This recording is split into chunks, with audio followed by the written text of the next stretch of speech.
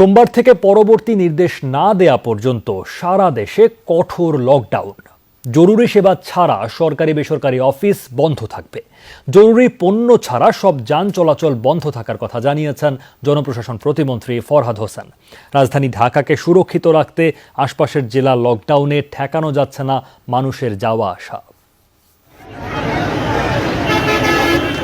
Corona সংক্রমণ নিয়ন্ত্রণে জাতীয় কারিগরি পরামর্শ কমিটির 14 দিনের সম্পূর্ণ শাটডাউনের সুপারিশের একদিন পরেই কঠোর লকডাউনের সিদ্ধান্তের কথা জানিয়েছে সরকার।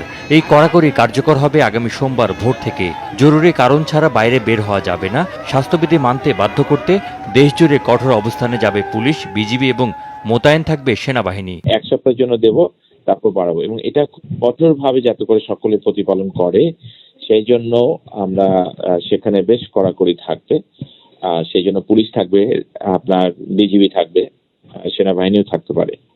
সোমবার থেকে সারা দেশে কঠোর লকডাউন চলাকালীন সময়ে জরুরি সেবা ছাড়া সব সরকারি বেসরকারি অফিস বন্ধ থাকবে। জরুরি পণ্যবাহী গাড়ি ছাড়া আর সব যানবাহন চলাচল করতে পারবে না। অফিস আদালতগুলো বন্ধ থাকবে, তবে এনবিআর এর অফিসগুলো, ব্যাংকের অফিসগুলো বা ওই রিলেটেড অ্যাকাউন্টস অফিসগুলো যেগুলো আছে, প্রথম আমরা এক সপ্তাহের জন্য দেবো, তারপর অবস্থা বুঝে যদি বাড়াতে হয় সেটা আমরা বাড়াবো। ঢাকার আশেপাশের জেলাগুলোর লকডাউনের পর ছুটির দিনেও ছিল ঢাকায় আসা কিংবা ছেড়ে যাওয়া মানুষের তৎপরতা। ফেরিগুলোতে ছিল দিনভর ভিড়। দূরপাল্লার বাস বন্ধ থাকলেও ভেঙে ভেঙে বিভিন্ন গাড়িতে রাজধানীর প্রবেশমুখে আসছেন তারা। আমাগো যে বাল বাচ্চা আছে, বউ লাইন আছে, হেদেরে খাওয়াইবে কে? হেদের রিসনেক বিদেশের লাইন। বর্তমান প্রধানমন্ত্রী আমরা গড়তন 10 বছরও বাইরাম না। রান্না বান্না করা খুব সমস্যা হচ্ছে, এই জন্য ওনার বাসায় চলে যাচ্ছে। যে বাইরেছি দেখি যে দিয়ে আইবার পারি, আবার আইজি আমি ফিরুম, আর যদি না যাইবার পারি তাহলে রিটার্ন ঘুরে আসুন।